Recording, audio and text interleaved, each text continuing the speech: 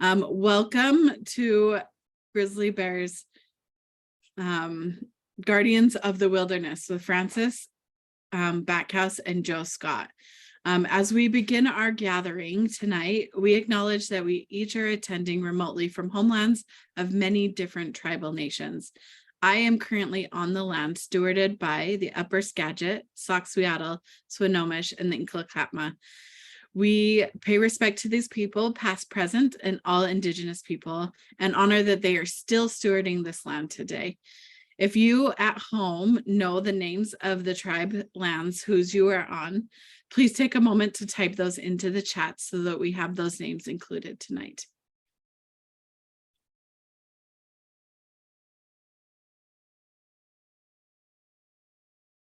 As those start coming in, I will do quick introductions. I am the programs manager here at North Cascades Institute, and our goal is to work to meet our mission, which is to inspire environmental stewardship through transformative learning experiences in nature. And we're really excited to have both our presenters who also care about the things that we are doing as well. I see some names coming in. Let's take a look. We have the Duwamish and the Coast Salish. I don't want to butcher some of these names, but the Susquehannock, hopefully I didn't kill that. The Potomac, the Samaho, the Nooksack, the Lemhi, the Methau Band, Duwamish again. So thank you everyone for putting those in. I would like to introduce our instructors tonight. Francis Backhouse is a Vancouver Island-based journalist and author who writes about nature and human history, often exploring their intersections in a conservation context. For this unique online program, she will discuss the challenges grizzly bears face with their vital contributions to the ecosystem health and how they serve as guardians of the wilderness. She will give us about half an hour, and then we will switch to Joe Scott, who is with Conservation Northwest. Joe leads Conservation Northwest's transboundary grizzly bear recovery and habitat connectivity efforts in the North Cascades, along with in the southwestern BC. He works collaboratively with several First Nations, research biologists, governments, and other conservation organizations. So I will turn it over to Francis to start us off. And as we said, add notes in those chats, and Francis, it's all you. Okay, thanks, Lindsay. So I will share my screen here, and okay, there we go. Okay, so thanks for the introduction, Lindsay, and to the North Cascades Institute for hosting this event, and also for all of you for coming out on, it's a beautiful evening where I am here in Victoria on Vancouver Island, and probably is where you are too. So I say I'm in Victoria. I'm also on the traditional lands of the Wasanik and Lekwungen people, who took such great care of the camas that is in full bloom here right now. And I'm very pleased to be sharing the podium with Joe Scott as well this evening. Looking forward to hearing what he has, his insights into the North Cascades grizzly bear situation. So I'm just going to do one little adjustment on my screen so I can see things better. Yeah, so as Lindsay said, we'll be taking questions at the end, so please do put your questions into the chat if you think of something you want to ask as we go along. I expect many of you are quite knowledgeable about grizzly bears, but for those of you who aren't, I'm going to start with some basic background. Worldwide, there are 8 species of bears, and 3 of them live in North America: the polar bear, the American black bear, and the grizzly bear. And so grizzly bears belong to the species Ursus arctos, known in English as the brown bear. And it's the world's most widespread species. This Latin name means northern bear, but they actually once lived as far south as Egypt and Morocco. Today, they're no longer found in Africa, but they do still live in the Middle East and in Europe, Asia, and of course in North America. So in North America, all members of this species belong to the same subspecies, Ursus arctos horribilis, or probably all. That's still under investigation. For a long time, brown bears that lived on the Kodiak Islands in Alaska, which are commonly known as Kodiak bears, have been considered a different subspecies, Ursus arctos middendorfi. And they have been separated from all other brown bears for 12,000 years. But new research suggests that they're not actually genetically distinct. So we may see the subspecies name change to Ursus arctos horribilis for all North American grizzly bears. So this name, horribilis, was given to the bears in 1815 by a naturalist named George Ord. And Ord had never actually had a firsthand encounter with a grizzly bear. He had just read the reports from other people that tended to be very alarmist and exaggerated. They talked about grizzly bears as the enemy of man, and they made claims about their behavior, saying things like they had a thirst for human blood and they would take any opportunity to attack people and hunt them down. So horribilis seemed like a sensible name to him. We now know that's true, but they're stuck with that name.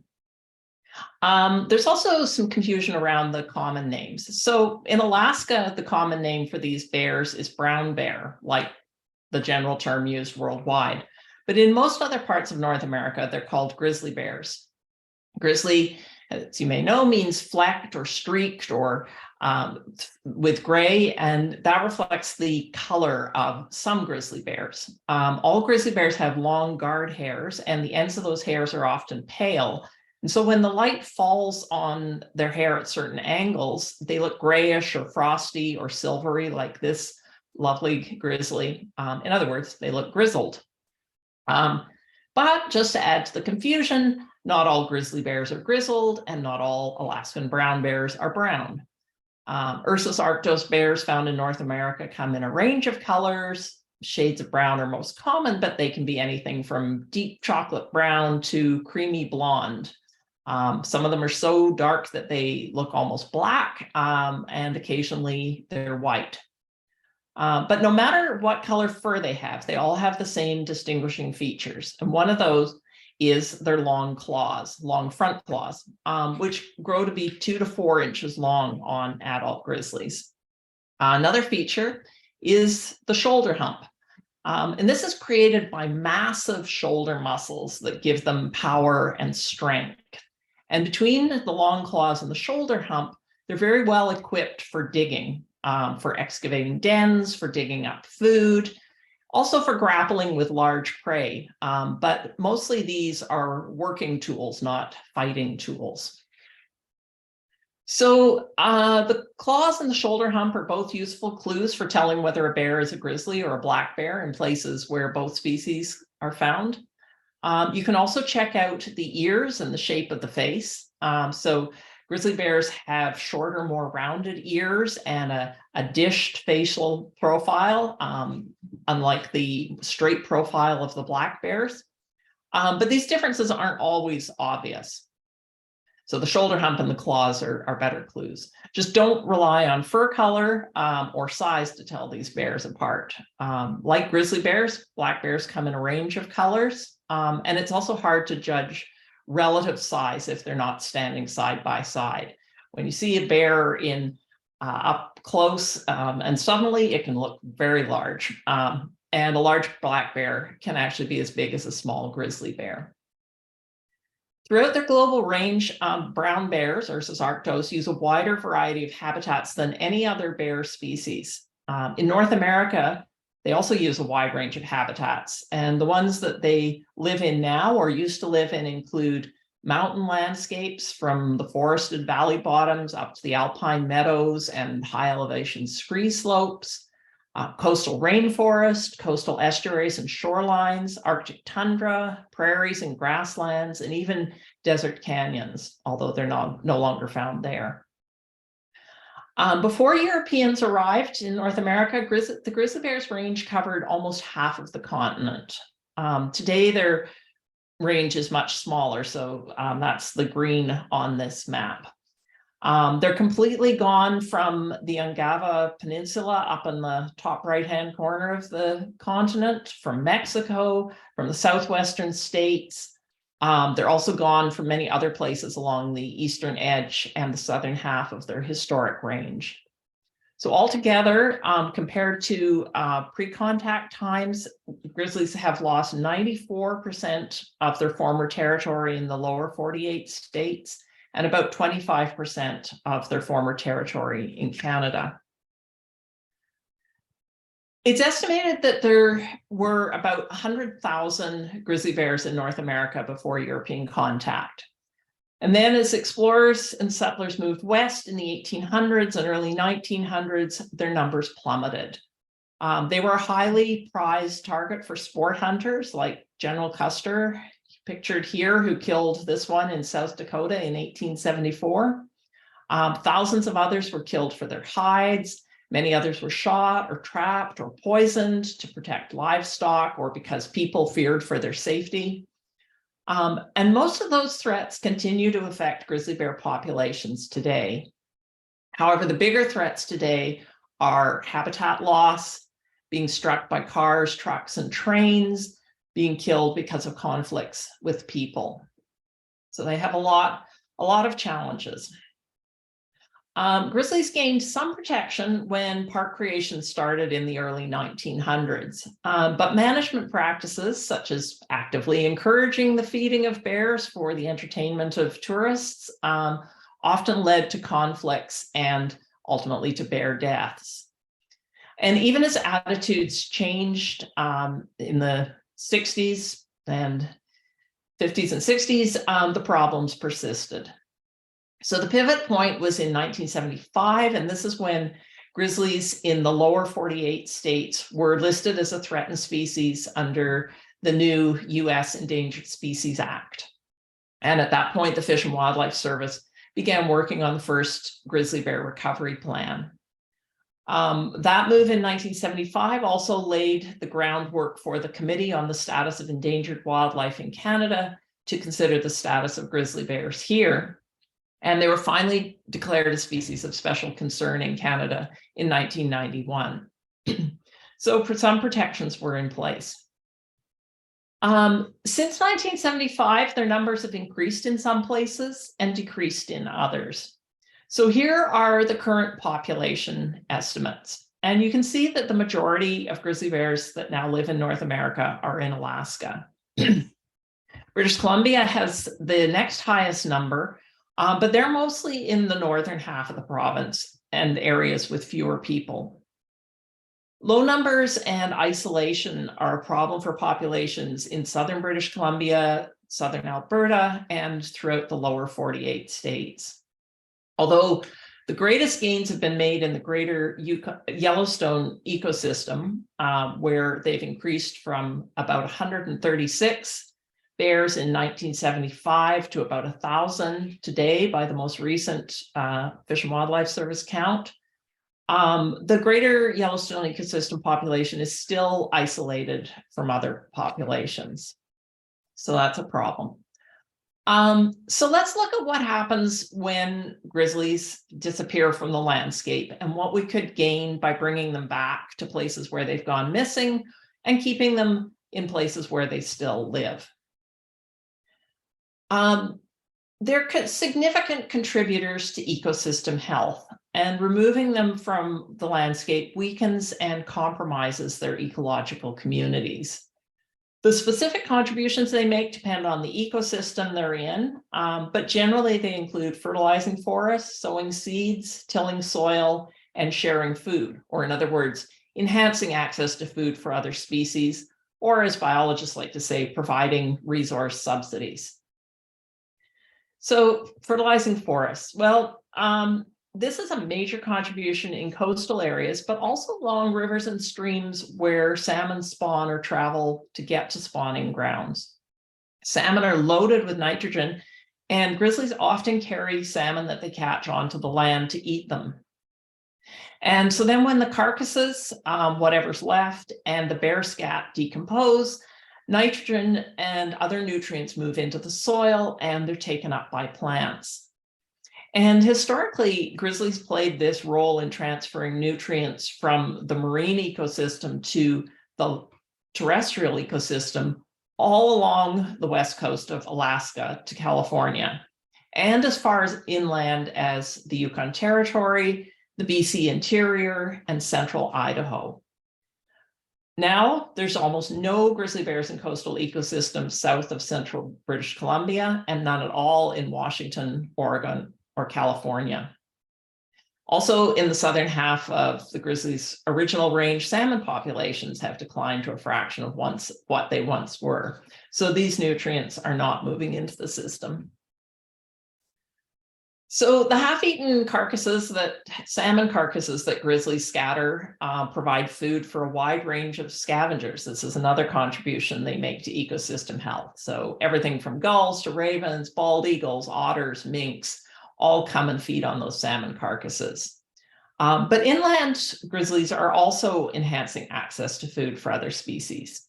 When they kill large prey, scavengers can sometimes sneak in and grab a few bites while the bear is there, or they feed on the scraps once the bear decides there's not enough left to bother defending. Another kind of food sharing is rarely observed firsthand. So it has to do with berry seeds, which grizzlies cannot digest, so they come out the other end intact. For small rodents like deer mice and redback voles, bear droppings full of berry seeds are like all-you-can-eat buffets. Now, rummaging through poop for your food might seem kind of gross to us, but it does save these seed nibblers a lot of time and effort.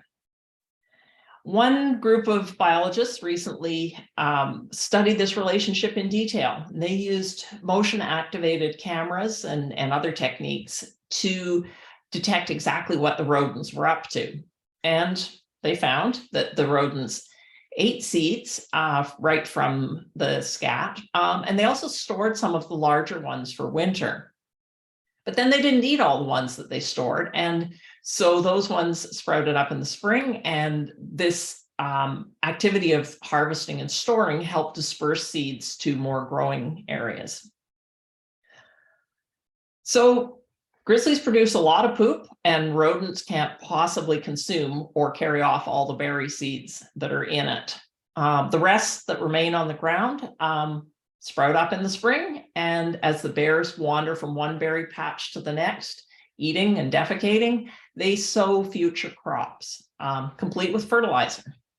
So yet another ecosystem contribution. They also enhance ecosystem health when they churn up the ground to get at plant foods like sweet vetch roots or glacier lily bulbs. And the photo on the right shows an area where grizzlies have been at work.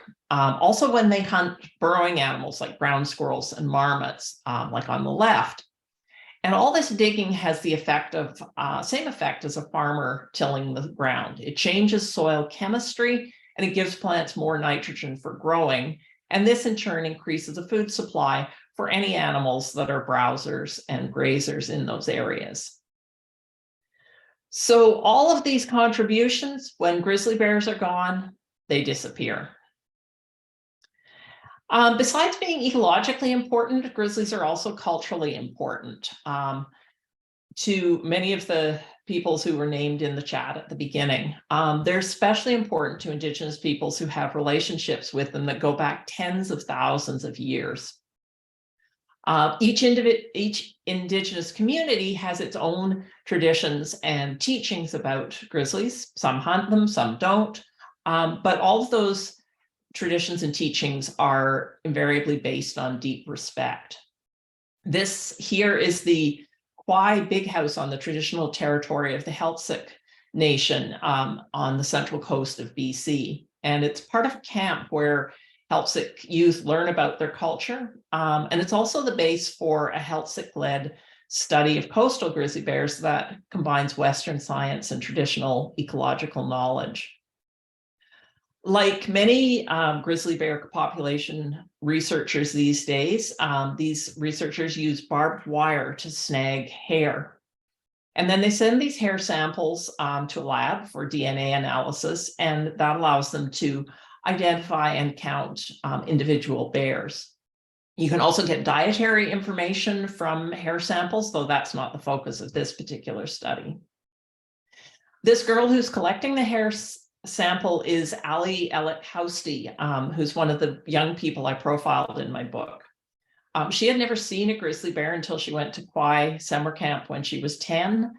But then during her years there as a camper and a camp counselor, she learned to safely share space with grizzlies.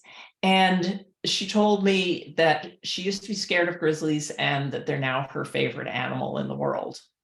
After attending and working at the camp for a few years, she later helped do field research, as pictured here in a high school work experience program. And of course, grizzly bears are also culturally important to many non-Indigenous people. For many of us, they are powerful symbols of wilderness. We're thrilled when we get to see them from a safe distance, or even just happy to know that they're out there. This connection between grizzlies and wilderness also makes them an umbrella species. And an umbrella species is one whose required habitat is so big that it encompasses the habitats of many other species. So when we protect habitat for an umbrella species, we also protect whole communities of plants and animals. The grizzly bear habitat umbrella shelters a wide range of rare and endangered species, from the pale jumping slug to bull trout to wolverines. And I subtitled my book Guardians of the Wilderness because I wanted to highlight the fact that protecting wilderness areas that are big enough to support viable populations of grizzlies is a great way to also achieve other conservation goals. But even though wilderness is important for grizzlies and grizzlies are important for wilderness, many of them now live in areas where there's no choice but for them to mix with humans. So it's up to us to help them cope with the more crowded world that they find themselves in these days, and to learn how to coexist. One of the most important ways we can do that is by not putting temptations in their path. This means things like safely storing coolers and all other attractants when we're camping, eliminating attractants at home, so garbage, pet foods, bird feeders, fruit, using electric fencing to keep them from gardens, chickens, bees, using bear-proof garbage cans and putting them out right when they're ready to be collected, not leaving them out overnight. And this great photo comes from the Grizzly and Wolf Discovery Center, where bears that live there because they've used up their chances to live in the wild work as testers for garbage cans and coolers and other things that people want to have certified as being bear proof. And they get an hour to try to break in. And if they can't break into a container that has good smells inside, then that gets officially declared as being a bear proof container. It's also important for us to reduce stress in grizzly bears' lives by giving them space. So if you come across grizzlies along roads, resist the temptation to slam on the brakes and jump out and take pictures to post to social media. Only stop if you can do that where it's safe for both the bears and people. Keep a respectful distance of at least 100 yards, and stay in your vehicle and move on quickly. These people aren't staying in their vehicle. They could be doing that. When you're out in bear country, consider yourself their guest. If a trail is closed because of bear activity, be grateful that they're using their natural habitat and go somewhere else. Another critical part of coexistence is helping grizzlies move safely across the landscape so they can find food and mates. Fast-moving traffic on multi-lane highways is a huge problem for grizzlies in southern BC and southern Alberta and all through their lower 48 territory in the northwestern states. It's a problem for individuals who get hit and killed or injured or orphaned. And it's a problem for populations that are cut off from each other. So overpasses like this one in Banff National Park, combined with fencing, are helping to solve this problem. But as individuals, we can also help by sticking to the speed limit in areas where they're likely to be crossing roads and there's no fencing. So the more we learn about coexistence and avoiding situations that lead to conflict, the better our chances of being able to maintain the existing populations and also to reintroduce grizzlies to places where they used to live. So with that, I'm going to turn things over to Joe so he can talk about the proposed reintroduction in the North Cascades. Thanks.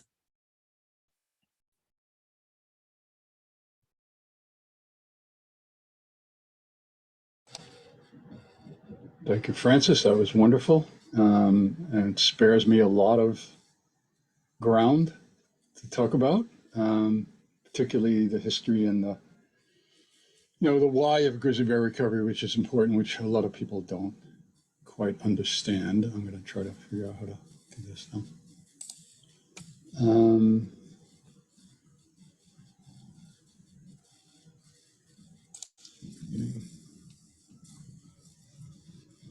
So I don't know what you guys are seeing, if you're seeing my monitor screen or if you're seeing my computer screen.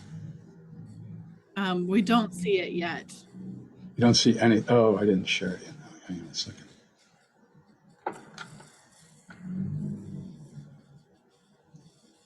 Share.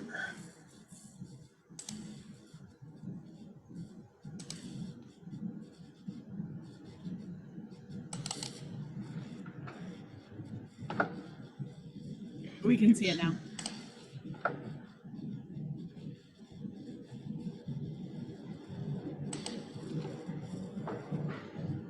Okay, which screen are you seeing? The big slideshow screen or the notes presenter screen?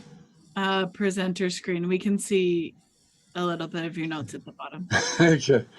I think you got to be stuck with it because I don't know how to get out of this.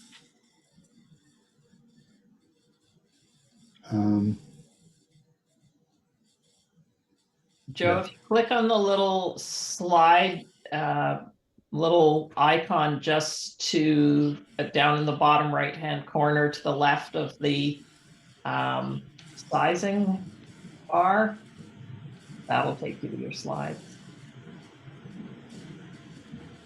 I'm sorry, Francis, I didn't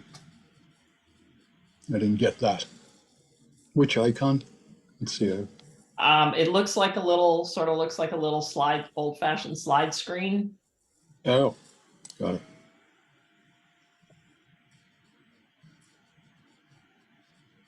No, not doing anything.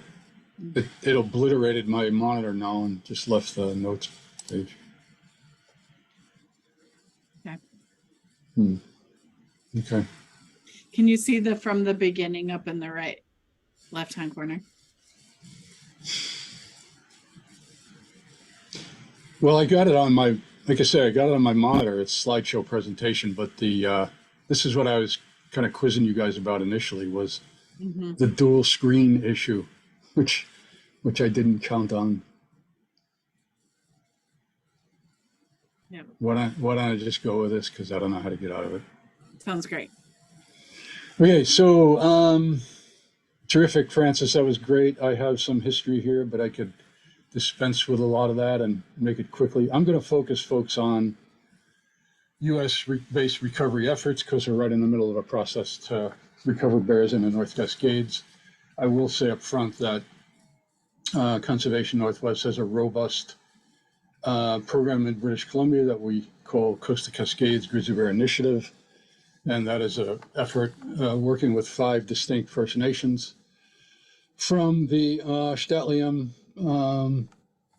First Nation in the northwest corner of the project area all the way over to the Okanagan Nation Alliance in Okanagan and Kettle Country. But I want to go through this U.S. piece first because that is what I am presenting for. Francis gave a lot of this history. I don't have to go through it again, but I will say here that there's another map that shows that the shrinking of grizzly bear range since 1800. Where we went from approximately 50,000 grizzly bears in lower 48 states. 98% of that range was lost through persecution, overhunting, and habitat destruction. Again, as Francis mentioned, we got down to 700 or 800 bears when the bears were listed under the U.S. Endangered Species Act in 1975.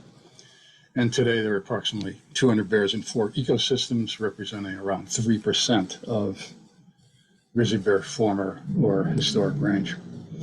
How do we know this stuff? Well, there's an ample and robust historic record of grizzly bear presence in the North Cascades.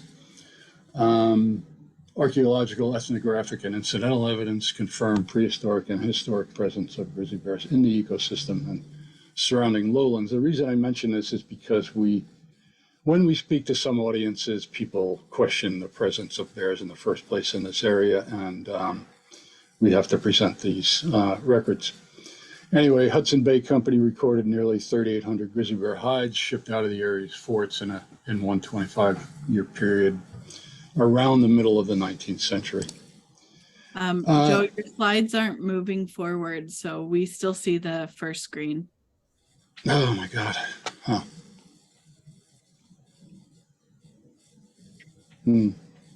That's a drag. I don't know why, because they're moving forward here on both my screens. Oh, interesting. That's a drag. I was blowing right through this too. Boy. Oh, I see. There's a thing that I have to manually move. Forgive me, folks. I am a techno idiot, so bear with me. So you see this is the map, correct?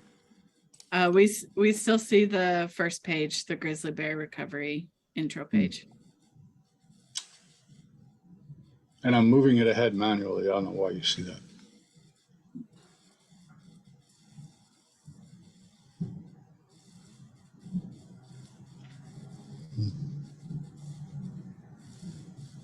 I guess we should have went through this when we got on the phone right away, right? We had it earlier. Okay. I don't know what to do here because I have it and I'm moving it. I do not, Dima, have a copy of the slide, so. Shite. Yeah, so we have suggestions that maybe stop sharing and then let's reshare. Okay, stop sharing. Yep.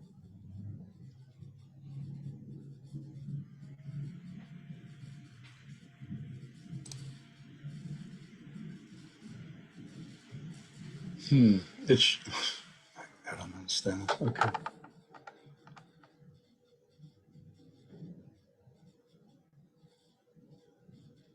Yep. And then hit screen share again. Yep. And then top left from the beginning.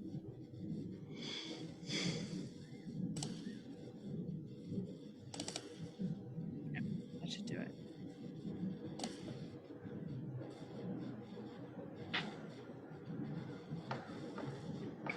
Getting nothing here.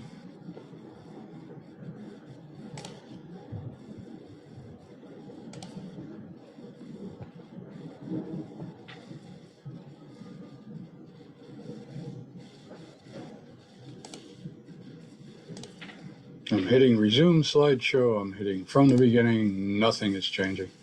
Okay. I don't know what to say about it.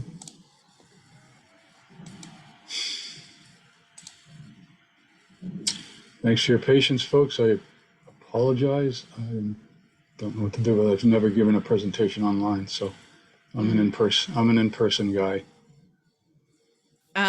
If you, do you think you could email it to me? Or go and click on the slide on the right, on the left, I'm sorry, and see if it will just advance. I should click through it. There we go. Yep. We'll play You it. see that? Yep. Now I got 2 screens I'm looking at. Ugh, this is the worst. Anyway, Hudson Bay Company documented 3,800 hides shipped out of the area. The punctuation mark on that was this bear that was hunted and killed as a legal hunt in 1967 in what is now the North Cascades National Park, in the Fisher Creek drainage. And those of you who have hiked in the park know that area. So this bear was killed 2 years before the NOCA, or the North Cascades National Park, was created. At that point, there were only 10 animals as estimated by the Washington Department of Fish and Game. So by any measure, they were critically endangered, and the hunt was still on. And this was, of course, 8 years before they were listed on the Endangered Species Act, so they would have been protected otherwise. Modern day, this is what we have left, is one bear that was discovered east of Manning Park in Eastgate. We have no records of reproducing females in the Cascades at the current time, so they are considered functionally extirpated from this area. Nobody was able to collect any DNA from this bear, so we don't know what happened to it. So all of this has resulted in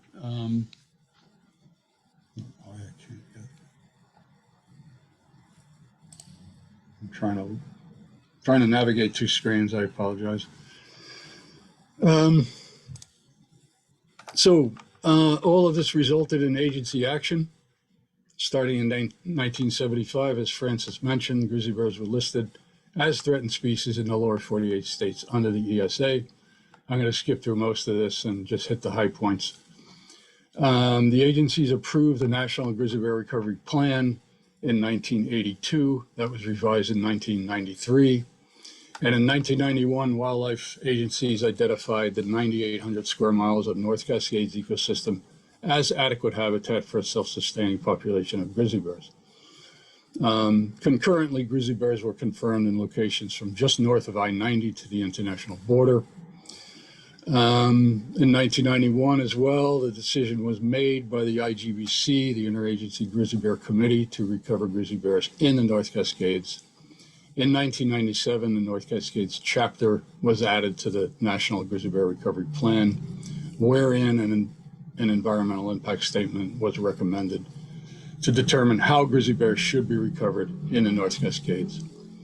So we are smack in the middle of that process.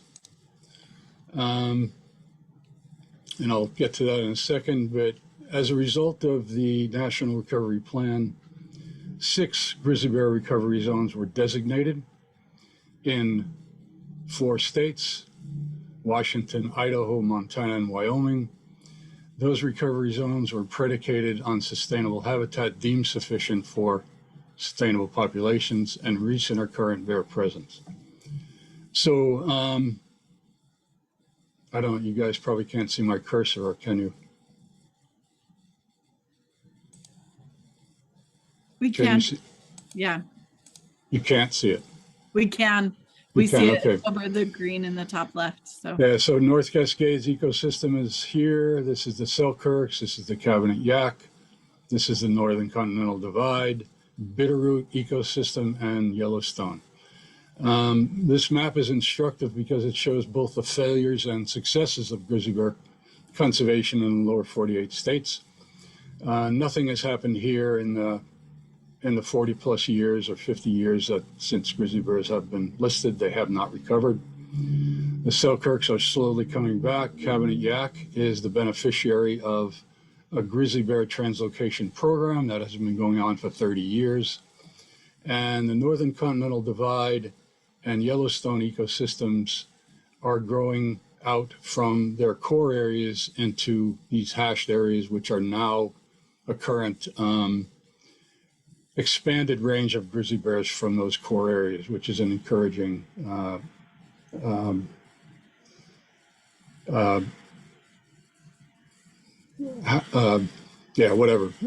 encouraging occurrence since bears were listed for protection. The Bitterroot ecosystem also has no documented reproduction or females in that place. So it was also supposed to be recovered under an environmental impact statement, and around the year 2000, when George W. Bush got elected, that plan was stopped. And it languishes now with no bears and no recovery plan there. So fast forward to 2014, the Obama administration decided to finally recover bears in the North Cascades. That process was stopped by it wasn't completed before Obama left office. When Trump came into office, it was stopped in his final year, despite the full-throated endorsement by his Secretary of Interior, Ryan Zinke, who was subsequently run out of office under a cloud of a corruption scandal. His successor stopped the process in 2020. And then when the Biden administration came in, they picked up the process again in 2022 in November of last year, and started scoping on a new environmental impact statement during that time. So, and I am missing, yeah, so it's been a stop and go process, and we've seen this issue has been a political football for the entirety of its history, and that I've been involved in it over 30 years. In this story, this is a pull quote from Scott Schuyler from the Upper Skagit tribe. Our people and the grizzly bear coexisted for 10,000 years before the first Europeans came into this area. When you have a healthy ecosystem in place, the bear will be there, should be there, just as all the other creatures. Its role is very significant. This is not the first time you're going to hear about this. So anyway, we're in the middle of that process, and that is outlined here. If any of you have ever been through an environmental impact statement, you'll recognize this. It's pretty standard fare. Step one is define the purpose and need and develop preliminary alternatives for federal action. Conduct external scoping on those actions and refine the alternatives. We are just between step 3 now and step 5. So the agencies have taken what they've heard in external scoping, public meetings, and public process, and they are using those inputs to draft an environmental impact statement. That environmental impact statement is expected out for review sometime next month or early July.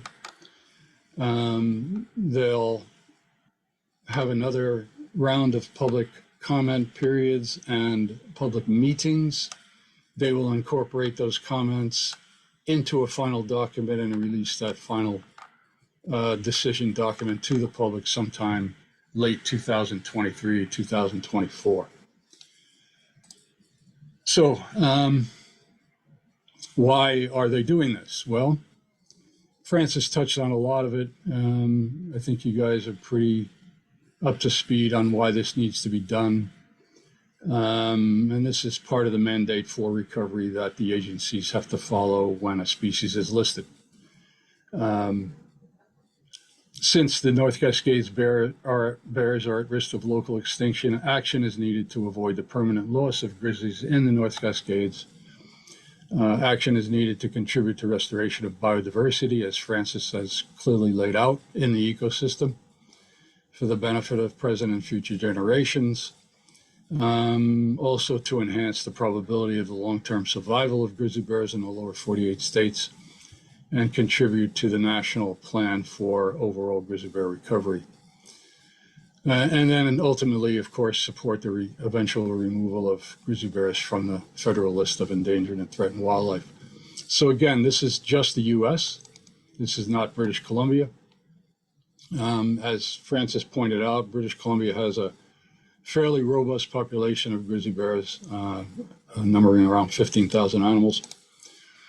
The objectives of the proposed action are to restore grizzly bear population as part of the natural and cultural heritage, and provide residents and visitors with the opportunity to again experience bears in their natural habitat, and again support tribal, cultural, and spiritual values. So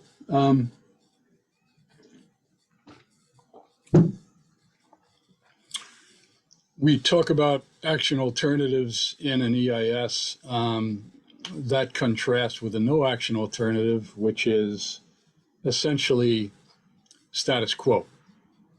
No action means that the government will not do anything more than it's doing now. Specifically, it will not translocate bears into the system. Action alternatives reflect a spectrum of possible actions that government can take, mostly focused around translocation of bears. And that will be clearly identified in a draft EIS. And I encourage all of you folks to get involved in that process and stay abreast of what's happening with it and participate in that process, because that's the, this is a once in a lifetime chance to restore bears. Well, it's second in a lifetime experience now, because we already had one and we lost it. We're in the second round, and it's really important that this is, this is completed, because I doubt we'll get another kick at this can. Anyway, action alternatives mostly revolve around translocations. What is common to all action alternatives are the restoration of a reproducing population of approximately 200 bears, which will take likely 60 to 100 years, through the capture and release of bears in the North Cascades. Along with that, extensive public outreach, including an option to designate grizzly bears in the North Cascades as an experimental non-essential population under Section 10J of the Endangered Species Act. I will explain that in a second. And then the final commonality of action alternatives to take management actions in response to human grizzly bear conflicts based on guidelines for determining conflict grizzly bear status and controlling conflict grizzly bears. It's pretty wordy, but it essentially means that there is, a common goal to manage any conflict between human beings and bears, because that is a main source of concern for people when they hear about reintroduction of animals. So briefly on the 10J rule, it's essentially a regulatory and management framework that provides managers with increased flexibility to help ensure grizzly bear restoration does not result in a restriction of other land uses and resource development activities or compromise public safety. All that said, recovery is still the goal. So just because there's a 10J rule and this is an experimental non-essential population doesn't mean that recovery is off the table. Recovery is still the foundation for all this work and this exercise. And 10J now is pretty typically used for other species restoration, including black-footed ferrets, California condors, and many others. Whenever there's a population restoration effort and there's no existing animals in that area where restoration is being conducted, the 10J rule is used and is a viable tool for getting public support for that work. Back to the grizzly bear recovery zones, you'll note the distance between where there are bears and where there aren't. This is significant because a lot of people ask the question of why bears aren't coming back on their own if we have all this great habitat. Well, they can't. The barriers here in Washington are too great for bears to move across this landscape. Again, encouraging signs of recovery in these ecosystems where bears are able to move out of those areas. And then we zero in on the North Cascades. This is a US-Canadian transboundary system. At 9,800 square miles, it's as big as the Yellowstone ecosystem and nearly as large as the state of Massachusetts. So when we talk about 200 bears as a recovery goal in an area as big as the state of Massachusetts, that's a significant point. Um, it means that those bears will exist here in extremely or pretty low densities. But we do have really um, productive, rich habitat in the Cascades, so it's expected that grizzly bears will grow to a point where they'll reach carrying capacity, but it will take a very long time. The ecosystem, of course, is 97% public lands in the U.S. 10% of that is North Cascades National Park. 76% of that is national forests, 3 of those, and the rest is other federal lands and state lands. Including BC, the North Cascades ecosystem is around 14,000 square miles, so it's pretty big. All that said, when we talk about natural recolonization, we are surrounded by extirpated or equally threatened and endangered grizzly bear populations in British Columbia. The nearest one we have to us is the Stein-Nahatlatch. There are fewer than 20 bears in this ecosystem, maybe 2 or 3 reproducing females. So there's no possibility currently of natural recolonization of the North Cascades by Canadian grizzly bears. Often people think that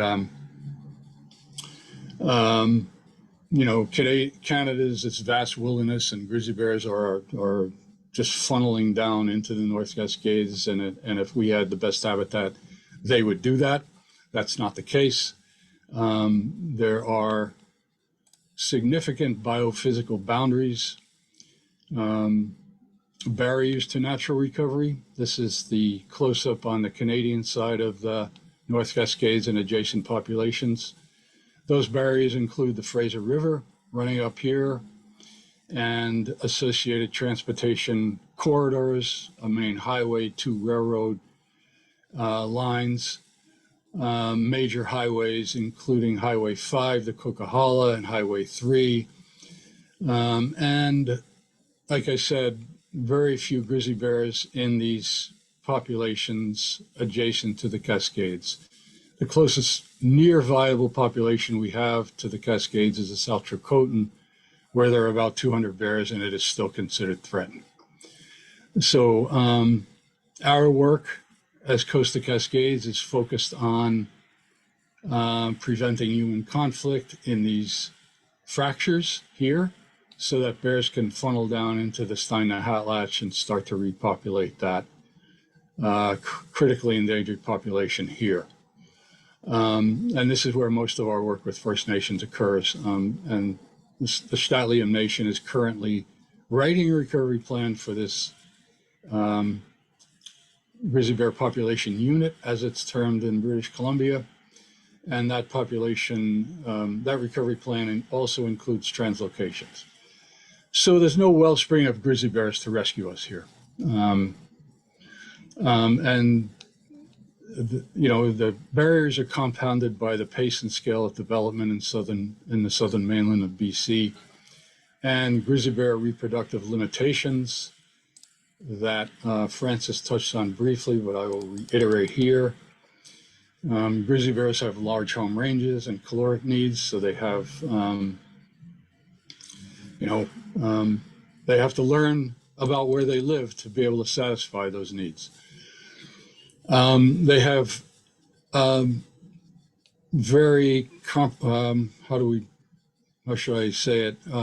reproductive and dispersal limitations. Females largely stay within the home ranges of their moms, so they don't go on these big walkabouts and establish new territories. Those new territories are established over generations. They have very slow reproductive rates, second slowest reproductive rates in North America, second only to the muskox. So we're not talking about wolves here. We're talking about an animal that is slow to reproduce. Females sometimes barely replace themselves over their lifetimes. Cubs stay with their moms up to 4 and 5 years in some areas, and they take years to learn, and that's why they stay with their moms. They have to learn about their habitats and where they find their foods, and et cetera, et cetera. And the potential for conflict for dispersing bears to get into conflict is high because all of the connectivity habitats are mostly human dominated. Valley bottoms, places like that. So there are significant barriers to grizzly bear dispersal and recolonization of areas where they've been wiped out. Good news in all of this is that recent studies and modeling have found that the North Cascades grizzly bear habitat will improve in a warming climate. I'm sure there's limits to that as fire frequencies and severities increase. So it remains to be seen. But the picture for bears in the North Cascades in terms of habitat productivity is quite good. They're one of the winners here. And that includes, improvements in high quality habitat increase across all climate models, scenarios, and time periods. So good news there, and it's a good response to folks who don't think we have the habitat here to support a self-sustaining population. The cultural and ecological cornerstone here, Francis touched on this, but this is really the foundation of all our work. The St'át'imc Nation calls grizzly bears Thahalum, and the bear to the nations here, and this is all of the nations in Southwest BC, have this cultural connection to the animal. The grizzly bear is our first teacher. They taught us what to eat, where and when to go for food.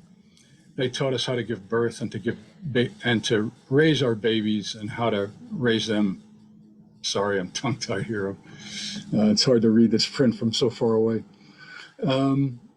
Anyway, there is an unprecedented, or how shall I say, very strong cultural connection between grizzly bears and indigenous people in this area. And that's foundational for the work that we do. And this is where there's a pretty strong alignment of traditional knowledge and Western science, because both disciplines recognize the grizzly bear as an umbrella species, as Francis clearly laid out, and an indicator of habitat quality and productivity. So, meaning that if the landscape can't support the bear, it can't support these indigenous communities, and that's what's driving indigenous recovery-led planning for grizzly bear recovery in Southwest BC. So, and final, this is a quote from Doug Chadwick, and contrary to my notes, grizzly bears, Doug Chadwick, as you guys probably might know, is a pretty famous author, wrote a book on wolverines. He's a contributing author to Nat Geo. Grizzlies energize some of the grandest landscapes in North America. These bears expand our awareness of nature, redefine our relationship with it, encourage us to tie together fragmented ecosystems, and thereby restore wholeness to the living world. How much of this is enough? I don't know, but less does not sound like the right answer. And that's essentially what Francis clearly laid out the ecological imperatives for having grizzly bears in the landscape. I think there's a very strong philosophical and ethical reason to have those bears in the landscape as well. And, all of us have our own individual answer for that. Chadwick sums it up well. Vital Ground also has a great one-liner: where the grizzly bear walks, the earth is healthy and whole. This all kind of comes together in a statement that says that when the grizzly bear is on the landscape, we're better off for it. When it's absent, we're missing a key piece of that landscape. So thanks. Sorry for the technical snafus. Here are a bunch of links where you can get a lot of the information you need to plug into the ongoing North Cascades U.S. side of the grizzly bear recovery equation. Again, I urge folks to please pay attention to this. participate in the public meetings and send your comments in when they are solicited by the federal agencies. Thanks, and I apologize profusely for the technical difficulties. Thank you so much, Joe. I really appreciate it. Yes, technical difficulties are always an issue, but we're glad that you were here and shared that knowledge with us. If you don't mind stopping the screen share. And then we have some really great questions in the chat, starting all the way back when Francis was talking. So this might be for you, Francis, these first two. The first one from Alan says, are all living bears relatives to the cave bear or the Brita? The Spleleas? Sure, I'll take that one. So yeah, you can tell from the name, which Alan helped, the scientific name that Alan helpfully put in the chat, Ursus. I'm not sure how you pronounce it either, Spilalius. Anyway, same genus, Ursus, different species. So yes, they are relatives. Relatively close relatives, being in the same genus. Perfect. And then Pete asks, have black bears filled in the niche that resulted from the absence of grizzly bears as with coyotes and in the wolf absence? Yeah. Well, so off the top of my head, and Joe might have something to add to this, but so I think black bears, they would take up some of the ecological niche, but they're not diggers like grizzly bears. That would be one of the biggest things. They don't have those powerful shoulder muscles and the big claws for digging. So those functions wouldn't be happening. Also, black bears are on average smaller animals, so they would be doing less spreading of salmon, eating less berries, less likely to kill large animals that would be then available to scavengers. Do you have anything to add to that, Joe? Yeah, grizzly bears evolved in more open habitats, especially on the western plains, and black bears are predominantly a forest animal. Grizzly bears are, like Francis pointed out, the hump and claws are adaptations for digging. Black bears don't have those adaptations. Francis had great pictures. I don't think black bears would ever evolve into the niche that adapts to the scale and scope of digging that grizzly bears do. I've been in some habitats in the Purcells and the Rockies where you can literally sit on the excavations and cook your dinner that grizzly bears have made from digging out ground squirrels. Black bears simply don't do that. And the scale of it, Francis had great pictures as well, but I've seen avalanche chutes where it looks like a bulldozer went through it, where bears were digging for glacial lilies. Black bears may occasionally dig for these things, but I've not seen excavations on a scale like grizzly bears do in these habitats. It's two different habitat niches, two different animals, and maybe over time black bears would adapt to those habitats, but I would hope we don't allow that to be the case, because then we're saying we can dispense with this animal and we have another one who could fill its place, and I don't think that's right. These adaptations and these animals evolved over thousands of years, and we shouldn't put ourselves in a position of declaring them replacements. So. Thank you. Pete also asked, encouraging but dangerous for bears outside of park boundaries? Like, is it okay that they're spreading out from Yellowstone and whatnot? I'll take that, Francis, and you please feel free to chime in. Certainly conflict has increased in those places, mostly around cattle.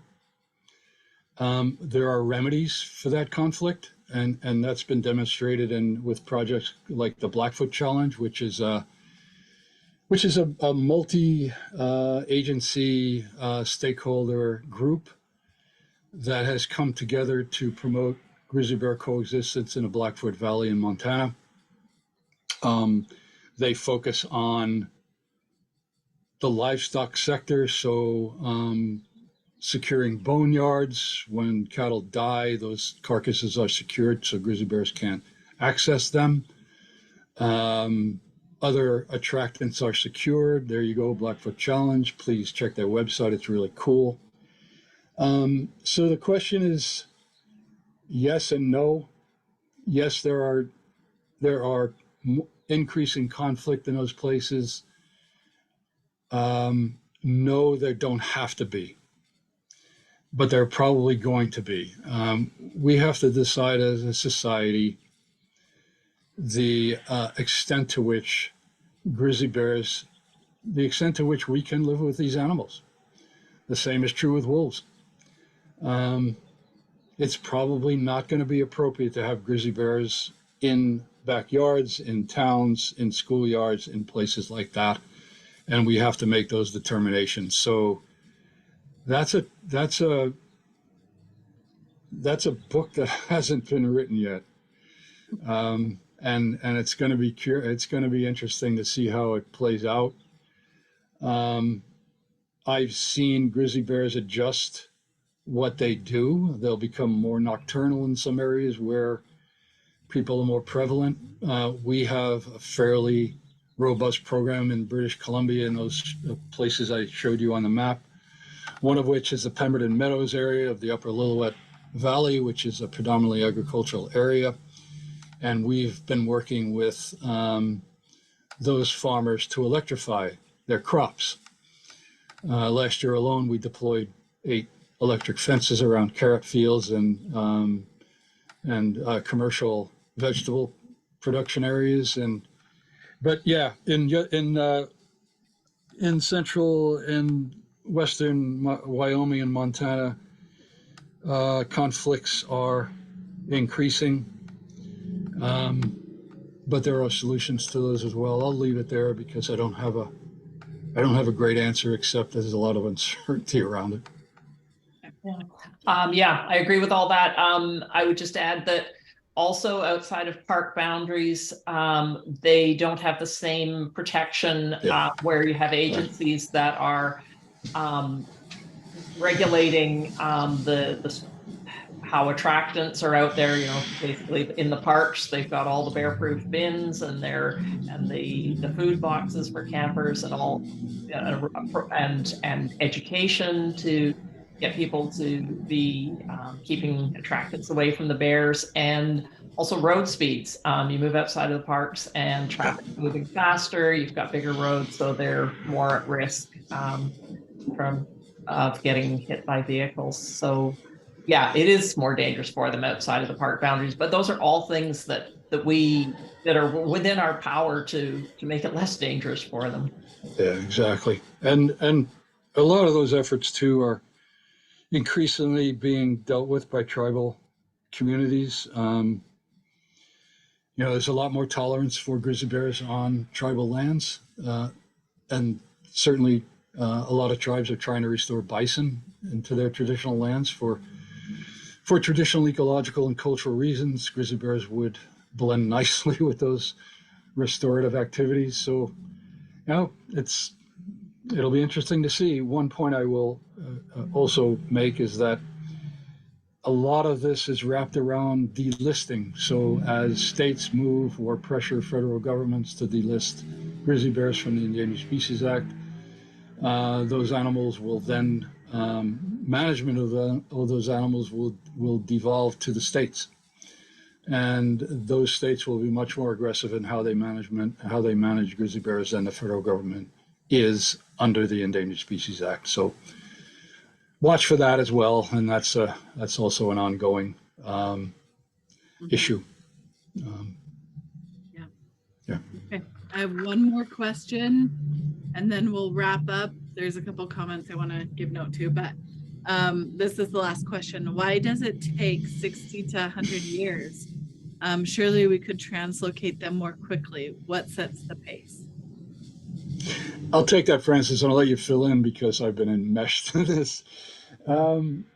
grizzly bears don't grow on trees. It's really difficult to move them. You can't just move any bear. When you try to restore a population from zero, you have to start with preferably subadult females, right? The reason for that is because grizzly bear adults have high home range fidelity. They establish home ranges and they stick to those home ranges. If you take them out of there, they're going to try to go home. So ideally, you want to move bears that won't try to go home, that haven't established their home ranges in those places where they were born in their natal home ranges.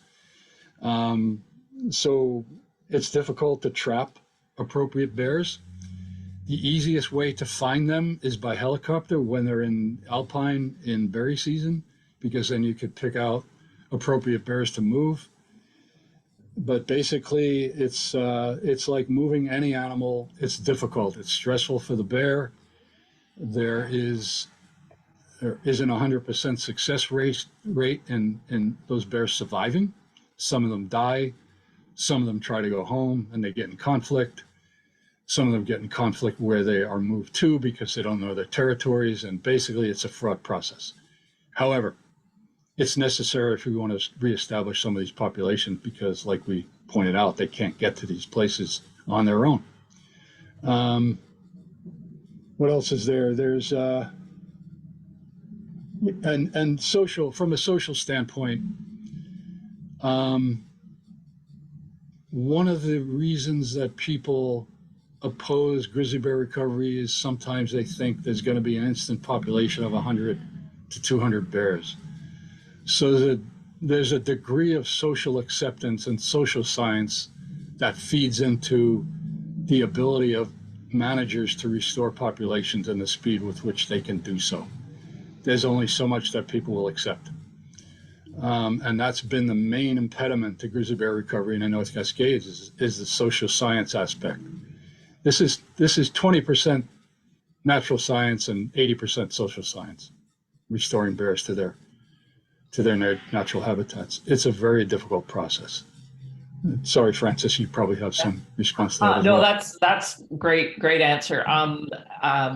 You answered that better than I would, but just one thing I off that point of the home range fidelity, just the fact that this is not stubbornness on the part of the bears that they just want to go home, that being a grizzly bear is very hard, and it takes them quite a few years of learning with their mothers, as Joe mentioned, to know where they can find food, where to den, where it's safe for them to be. And so they create these maps in their minds, and that's what allows them to survive and live into their late 20s if all goes well. And so putting them in a new place is asking a lot of them, and so yeah, it needs to be the younger animals that have some chance of figuring out how to live in that new place. One final point, if I may, it's an important one. There's not a lot of, there haven't been a lot of efforts to reestablish grizzly bear populations from zero. The only one in the US is the Cabinet Yaak. And they have been transplanting bears into the Cabinet Yaak. That's that one grizzly bear recovery zone in northwest Montana for 30 years. And given the translocations that have been conducted there over 30 years, is still only about 40 or 50 bears in that ecosystem. So think about that.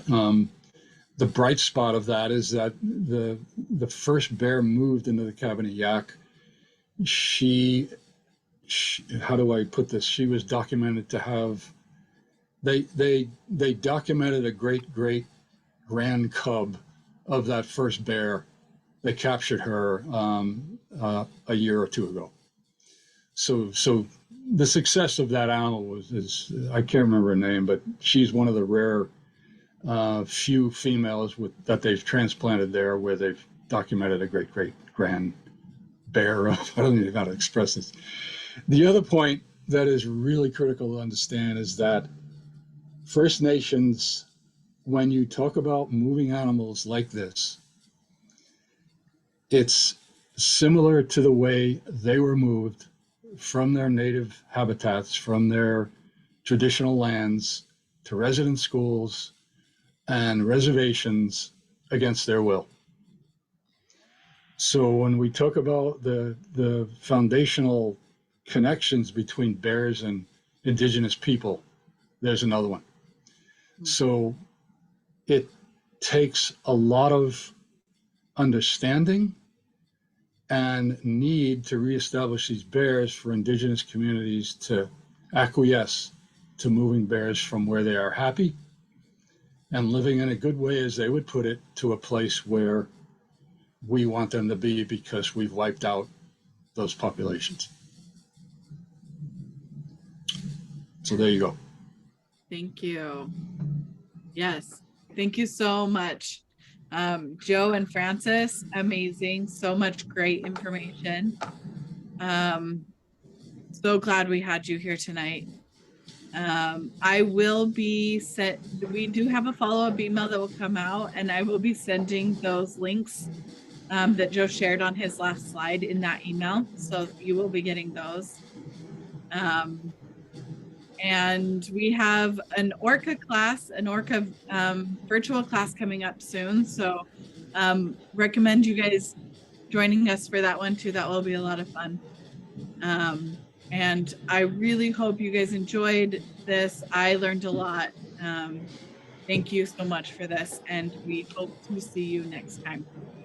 Thanks, And guys. can I just say, if you have any young people in your life and you want them to know about it, please get it out of the library. You don't have to buy it. Just, the young people are going to lead the way on We'll this. promote it on our website, Francis. It's great. Yeah. Totally. And I'm going to look you up when I get to Victoria. Hopefully. Sounds good. Thanks a lot. Thank you all. Thanks, Lindsay. Thanks, Have you a guys. great, thank you. Have a good night. Take care. Thank you. Bye.